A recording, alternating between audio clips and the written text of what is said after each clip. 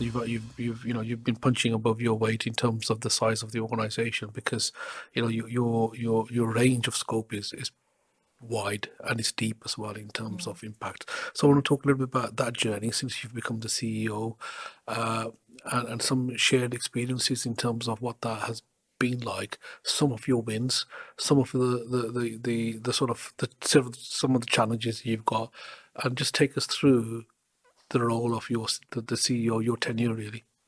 So I became the chief executive of UVAC 3 years ago, and I think I have the best job in the world because I'm very passionate about UVAC as an organisation that I started to work with in collaboration when I was in government as a civil servant leading national policy on higher apprenticeships.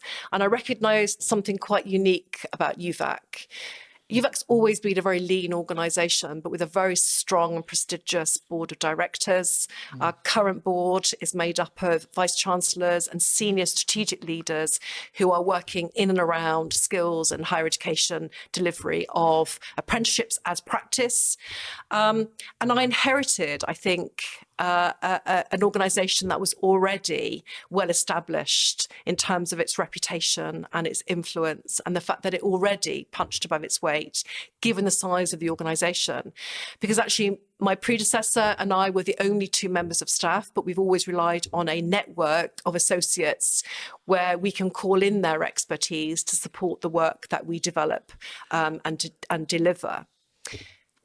I'm the first female chief exec, so I took on a role really that had no precedence, because in its 25-year history, there had only ever been male chief executives. So I felt the weight of responsibility, but I also felt as though I was transitioning into the role with very strong support of the history of the organisation, because it was already recognised and well known for its influence in and with successive governments in England around the policy of skills and technical education.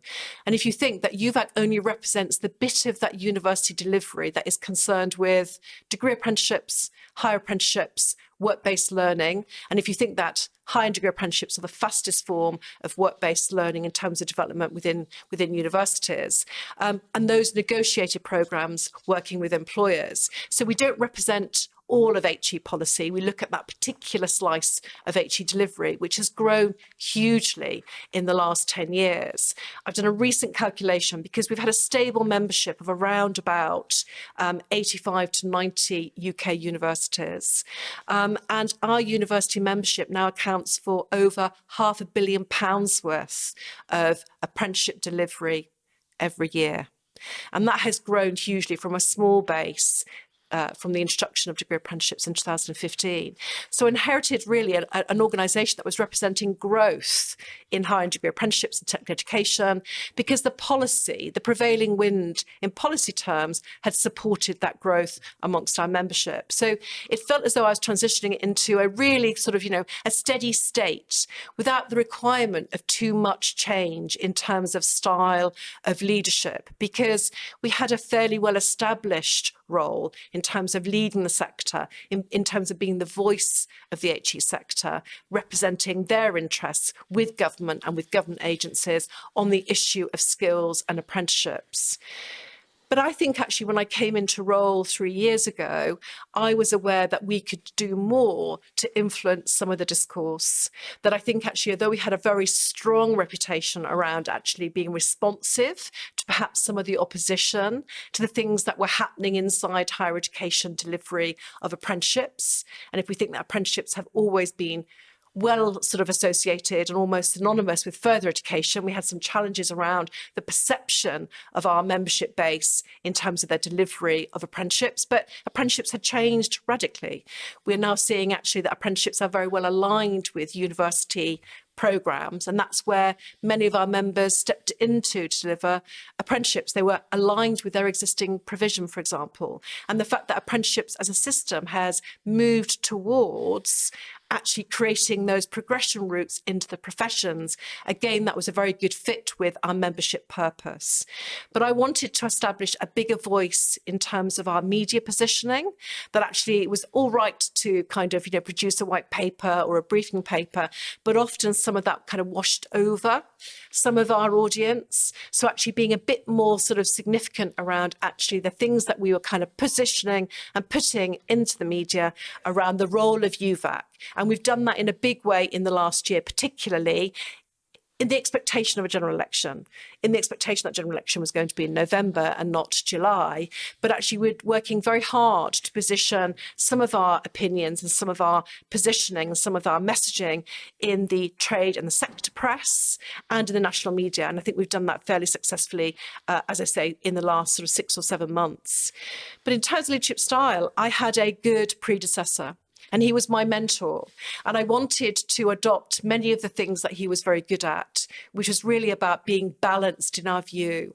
We've had to deal with an awful lot of opposition from other bits of the skills system to the work that we have done and initiated that has introduced higher degree apprenticeships and has seen growth in higher degree apprenticeships.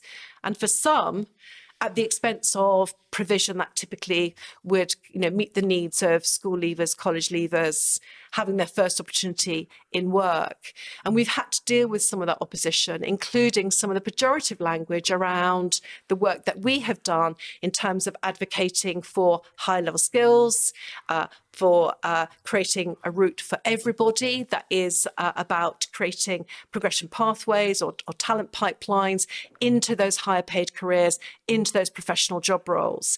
So we've had some real challenges, I think, historically, but we've had a more settled position more recently with the previous or the existing government around supporting degree apprenticeships. So I came into a sort of a challenging environment, but one that then became very settled in terms of the Conservative government desire to grow degree apprenticeships that played into the benefit to my members.